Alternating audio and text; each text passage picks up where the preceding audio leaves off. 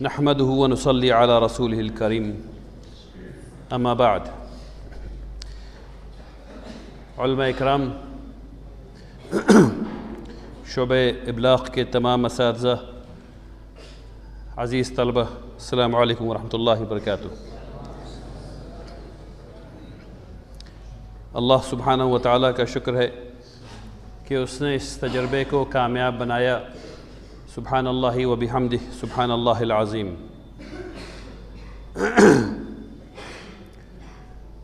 اس شعبے کو کامیاب بنانے میں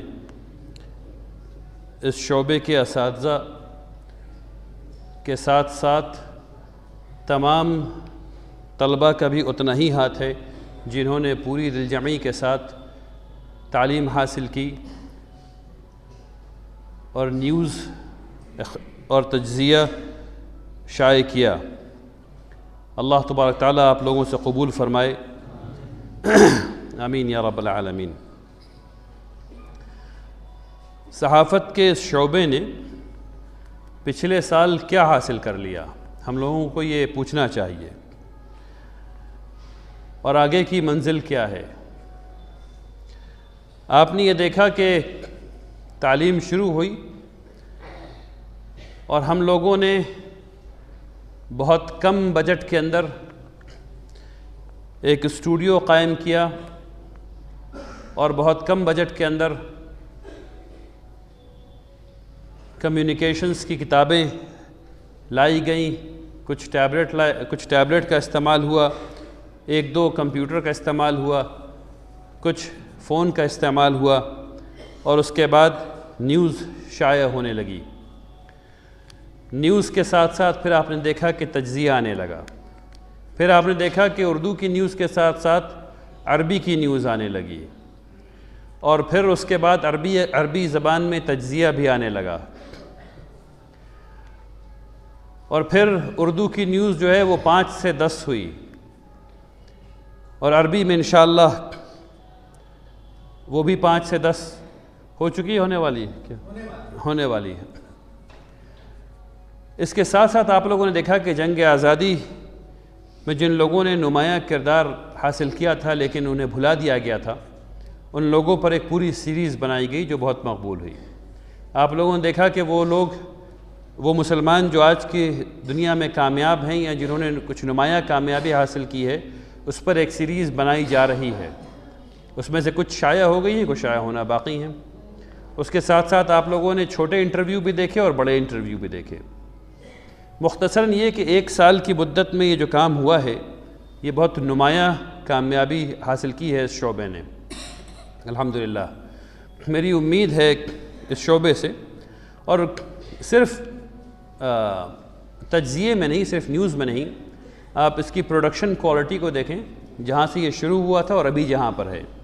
آپ اس کے خلفیہ کو دیکھیں، اس کے بیک گراؤنڈ کو دیکھیں، آواز کو دیکھیں، ان تمام چیزوں میں بہتری لگاتار ہوتی جا رہی ہے۔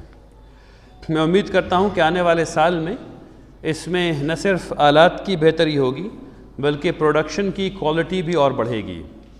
میں امید کرتا ہوں کہ آنے والے سال میں اب واقعی عربی زبان میں تجزیہ پیش کیا جائے گا، یعنی جو 10 منٹ سے زیادہ کا ہوگا، اور ہر ہفتے ہوگا انشاءاللہ۔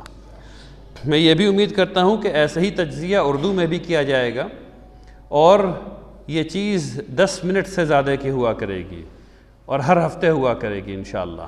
یہ میری توقعات ہیں۔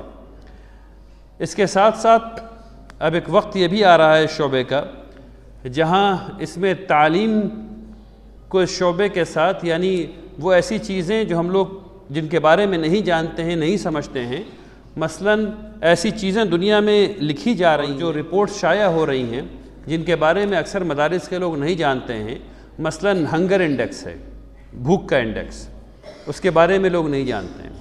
تو میں چاہتا ہوں کہ ایسی جو رپورٹس ہیں، ڈیموکریسی انڈیکس ہے، اس قسم کی جو رپورٹس ہیں جو دنیا میں شائع ہوتی ہیں، جو اہم رپورٹس ہیں، اس سلسلے میں بھی ایک پوری سیریز کی جائے جس میں ہم لوگ اردو بولنے والوں کو اور عربی بولنے والوں کو یہ بتا سکیں کہ یہ کیا چیزیں ہیں۔ اس سلسلے میں 1-2 ویڈیو تیار کیا گیا ہے، لیکن آنے والے سال میں میری توقعات ہیں کہ اس پہ کئی ویڈیوز اور تیار کیے جائیں گے انشاءاللہ۔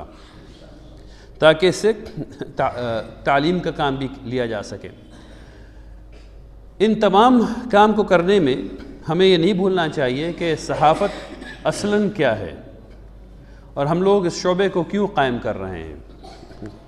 محمد رسول اللہ صلی اللہ علیہ وسلم کے 2 لقب ہیں جو بہت معروف ہیں، وہ الصادق الامین۔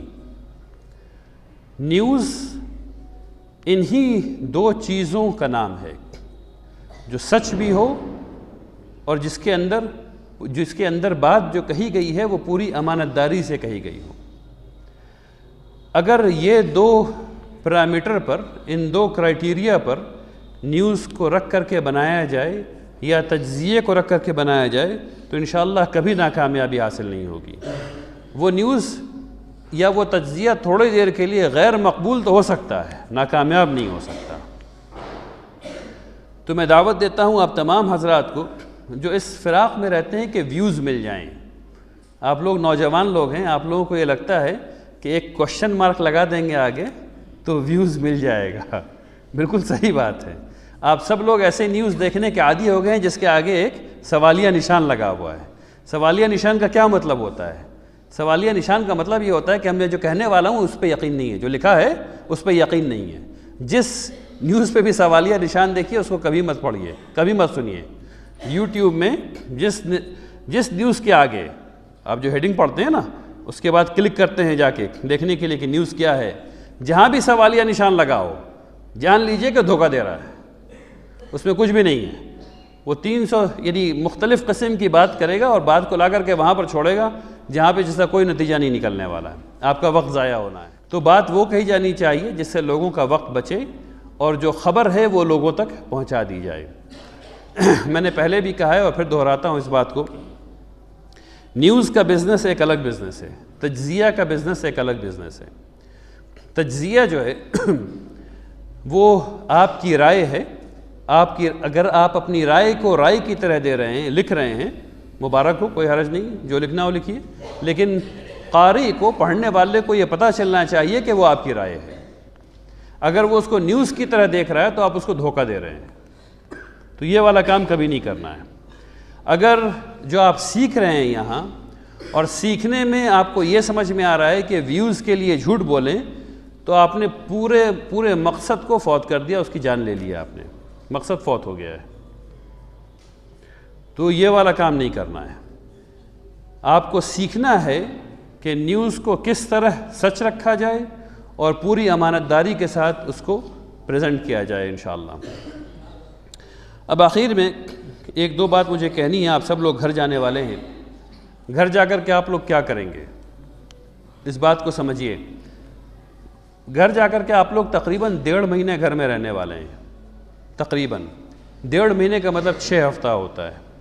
آپ لوگوں کے پاس ایک بات یہ سمجھا دی گئی ہے کہ رمضان آرام کا مہینہ ہے، رات بھر جاگنا ہے اور دن بھر سونا ہے، اور رات بھر جاگنا ہے عبادت کرنے کے لیے نہیں، تراویح تو دھڑ دھڑ دھڑ دھڑ دھڑ دھڑ دھڑ دھڑ دھڑ دھڑ دھڑ پڑھ کے ختم کر لینی ہے 11 دن میں، ہے نا۔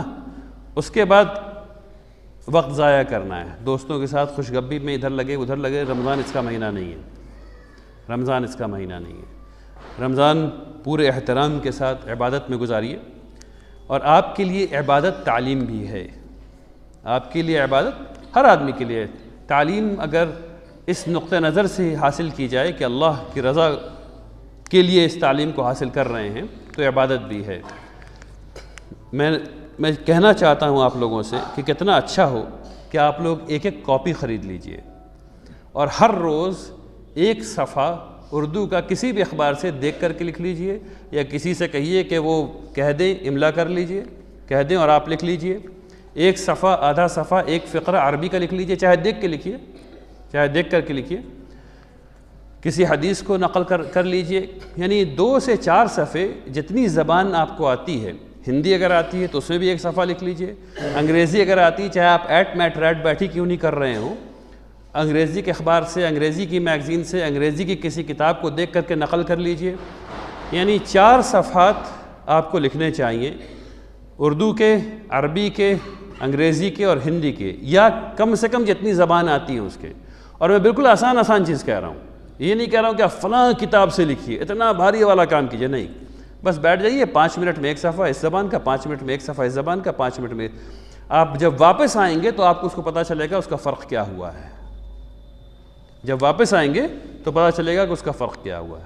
اچھا میں یہ بھی نہیں کہہ رہا ہوں کہ سمجھ کر کے لکھیے، عربی نہیں آتی کوئی بات نہیں، وضو کیجئے، قرآن شریف کھولیے، لکھ لیجئے، جتنی آیت ایک صفحے میں آ سکتی لکھ لیجئے. صرف یہ کہ اب کاپی کو ذرا حفاظت سے رکھیے گا، ٹھیک ہے نا. اگر عربی نہیں آتی کوئی جریدہ کھول لیجئے، اس سے لکھ لیجئے ایک صفحہ، ٹھیک ہے.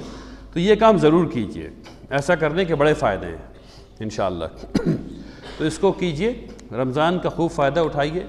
جہاں جہاں تراویح پورے دنوں پڑھی جائے گی وہاں وہاں تراویح جا کر کے پڑھیے، ٹھیک ہے نا. آپ سب لوگوں کو یہ سیکھنا چاہیے کہ تراویح جو ہے، قرآن جو ہے وہ ہر روز پڑھنا ہے رمضان میں. ایسا نہیں کہ آپ 11 دن پڑھ کر کے چھوڑ دیں، 3 دن پڑھ کر کے چھوڑ دیں، 5 دن پڑھ کر کے چھوڑ دیں. جتنے دن رمضان رہتا ہے اتنے دن آپ کو قرآن پڑھنا ہے انشاءاللہ، اور کم از کم ایک ختم کرنا ہے انشاءاللہ. اس کا خیال رکھیے انشاءاللہ.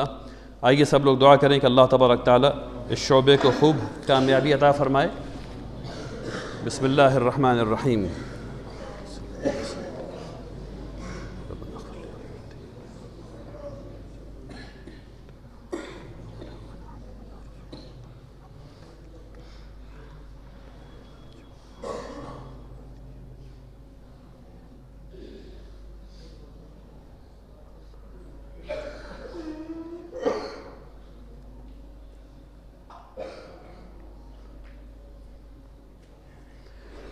ربنا تقبل منا إنك أنت السميع العليم وتب علينا إنك أنت التواب الرحيم. آمين يا رب العالمين برحمتك يا أرحم الراحمين.